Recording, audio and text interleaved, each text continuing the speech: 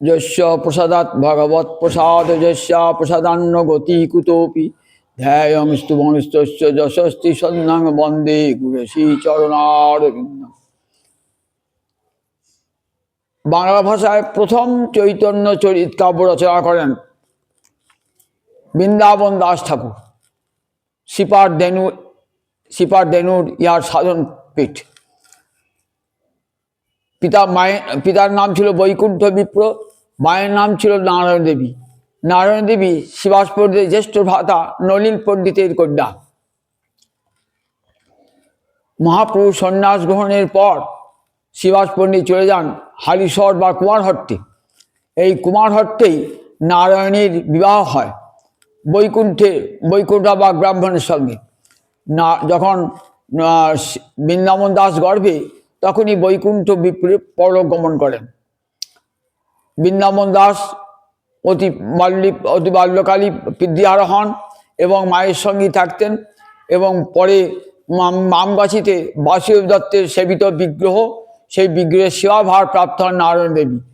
মায়ের কাছেই থাকতেন বৃন্দাবন দাস ঠাকুর এবং অলবয়সী প্রভু নিত্যানন্দের কৃপা প্রাপ্ত হন এবং নিত্যানন্দের শিষ্য হন। তিনি বাংলা ভাষায় পয়ার এবং ত্রিপদী ছন্দে অপূর্ব কবিত্বের সঙ্গে রচনা করেন চৈতন্য চরিত, নাম শ্রী চৈতন্য ভাগবত। এমন গ্রন্থ বাংলা সাহিত্যে বড় দুর্লভ গ্রন্থ।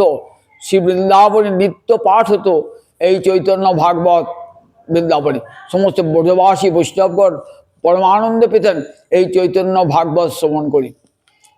চৈতন্য ভাগবত রচনা করে তিনি বাংলা সাহিত্যে অমর হয়ে গেছেন।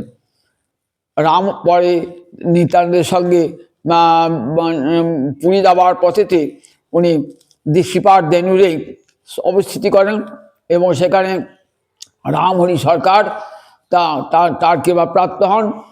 নিতাই চান চলে যান পুরীধামে, কিন্তু সেখানে থেকে যান ধেনুরি থেকে যান আমাদের বৃন্দাবন দাস ঠাকুর। এই ধেনুরি তিনি শ্রীপাঠ স্থাপন করেন। বৃন্দাবন দাস ছিলেন সুপণ্ডিত এবং সুকবি। মা নারায়ণী 4 বৎসর বয়সে আমার মহাপ্রভুর ক্রিয়াপ্রাপ্ত হয়েছিলেন। এমন সুন্দর রত্নগর্ভা তার জননী। বৃন্দাবন দাস ঠাকুর যিনি ছিলেন ব্রজলীলায়, যিনি ছিলেন কৃষ্ণকথার বেদব্যাস, কৃষ্ণলীলার বেদব্যাস, তিনি এসেছিলেন বৃন্দাবন দাস ঠাকুর রূপে। সেই বৃন্দাবন দাস ঠাকুরের চরণে কোটি কোটি প্রণাম জানাই।